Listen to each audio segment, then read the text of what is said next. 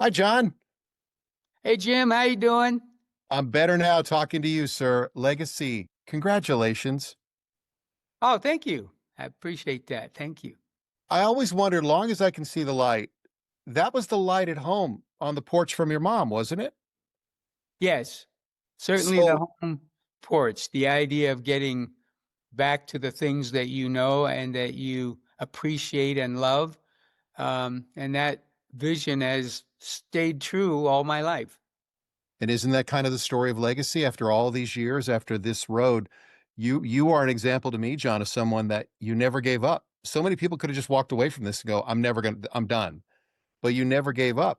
And you got there. You got there. You did it. Amazing.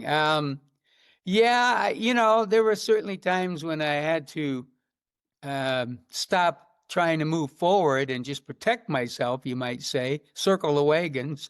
Um, but I certainly never gave up. I was born with the love of music. It is truly the thing I wanted to do, even though sometimes it got a little murky and cloudy. And it finally opened up, and here we are. And I'm loving doing what I'm doing. You sound amazing too, everything that we've heard so far with this, John. But was there a moment in the studio when it hit you, the scope of what you were doing? I mean, is there a wave of like emotion? I can't comprehend that, but I wonder what it must have felt like. Well, I was a bit afraid of this project. I mean, it just sounded like, oh, my wife had suggested this many years ago, and I wasn't ready, I guess. But just knowing how difficult it probably would be to sound like something that was from 50 years ago, um, there was an epiphany that you may not know about, or maybe you imagine there was room for this. After several months, really, of working on the tracks, and I had gone in early and recorded to very bare bones, basic tracks of the songs. And the first one I worked on was Proud Mary. So after kind of a process of working on backgrounds, getting percussion right and getting bass tracks and background vocals, all that sort of thing for over a period of months, I decided, okay, I want to listen to that first stuff I did. Now that the tracks are filled in, and we put up Proud Mary, and I listened to, what had been really my first effort. I thought I had done a good job, singing Proud Mary. Have certainly been singing it for 50 some odd years. Um, and I listened.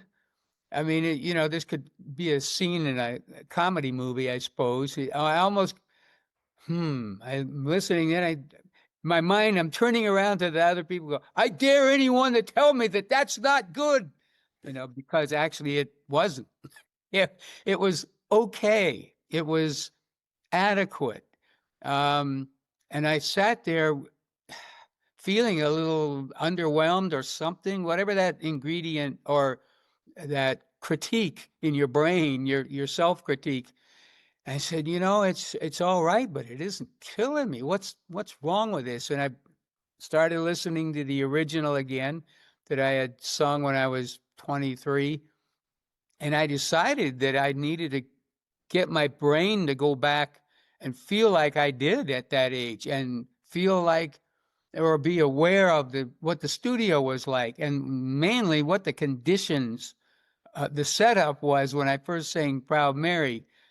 And I decided what that was it was a matter of life and death, meaning, I'm coming from nothing and I'm trying to be way up there in the stratosphere of the music world.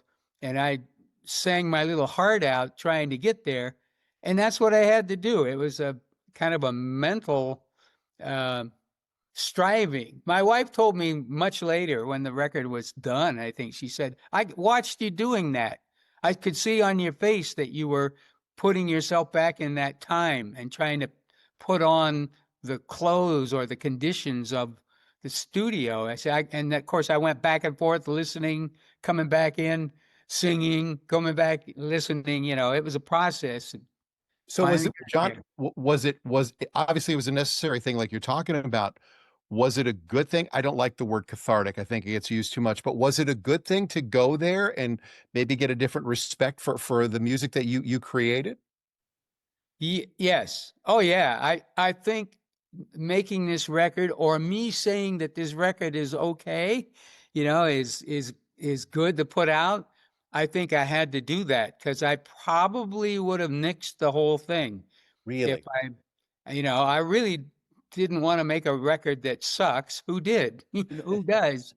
Uh, and so this was, how can I say it? I think God just said, "Hey, Fogerty, it's not going to be as easy as you think," you know. So I think it was a good thing. Certainly, this has helped me. I think in my own musical growth right now, as of this time in my life. I love it. And Legacy is just a must have for anybody, not just fans of CCR, but of you, John, and the work you've done over the years. I did want to ask you a couple things real quick. I was thinking about this. I've been asking artists about their band van, the first van that they had to get to gigs. Do you remember like what was your bus, your van, your car, whatever you guys used to get to gigs when you first started out? Oh yeah, we had a VW microbus, had dual floor company. That's DU hyphen AL, I think, dual. And so, it was probably 20 years old when we got it. And that would be us chugling down the road to different gigs all over California, really, in those days. Um, very underpowered, but we could get all our gear in there and the entire band too. So that was the first transportation. That was John Fogerty. That was your band van. And if someone comes up to you and they know who you are, they know CCR, but they've never heard a song, maybe it's a younger listener. What's the song that you play for them, especially off Legacy, and you go, here's the one song. Here's what I want you to listen to first. Oh, I'd probably say Fortunate Son. Why? Oh, yeah, I love rock and roll. And at the time, I was trying to do a screamer, a really take no prisoners rock and roll record. And that's what Fortunate Son became all those years ago. And I think it's still there. All right. So you and Bob did "Who'll Stop the Rain," which is just beautiful. Which one of his songs would you cover? Oh, wow. You said Bob Seger, right? Yes. Yeah. Um, wow. Well, Night Moves, that would be daunting. I don't think anyone can own that but Bob. You. I But honestly, I'd that I'd John, love I to was hoping you try. would say that. I honestly think you make a meal out of music when in a Legacy again. When I was listening to this traveling band, you go there. I mean, it's amazing. But you make a meal out of songs, and I know you would make a meal out of that.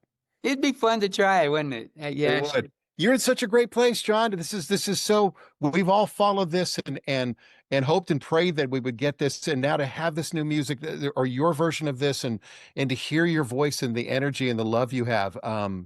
It's amazing. It's a reminder that music's good. Well, I still love music, and in the challenge of trying to do it well. Um, and that's I'll keep doing this as long as I'm alive. Be doing it. You know we love you here in Detroit. You know that, always have been, and I hope you understand that you have a special place in the Motor City. Oh, thank you, Jim. Appreciate it. And I'll always sing "Bathroom on the Right." I'm sorry, you have to know. My wife and I, that's just what we do. Me too, actually. You did that at the Super Bowl one year, didn't you? During one of the concerts there. I remember you did that on stage and we went, he just did that. There you go. Well, that's a good line that somebody else wrote. God bless you, John. We'll talk soon. Thanks, guys. Thanks, Jim.